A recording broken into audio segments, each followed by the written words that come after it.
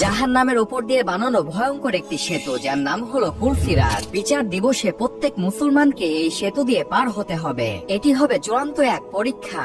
এই সেতুটি জাহান্নামের উপর দিয়ে বানানো হয়েছে, আর এই সেতুর শেষ প্রান্তে থাকবে জান্নাত। যে ব্যক্তি এই সেতু পার হয়ে যাবে সে ব্যক্তি জান্নাতে চলে যাবে, আর যে ব্যক্তি পুলসিরাত পার হতে গিয়ে নিচে পড়ে যাবে সে ব্যক্তি জাহান্নামে চলে যাবে।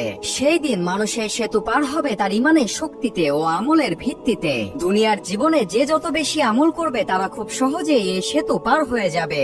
মুমিন ব্যক্তিরা এই সেতু আলোর গতিতে পার হয়ে যাবে।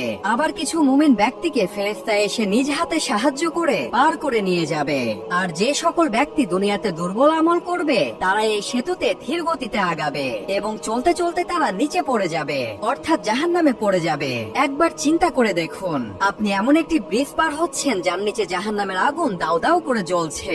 এই দৃশ্যটা কতটা ভয়ঙ্কর হতে পারে।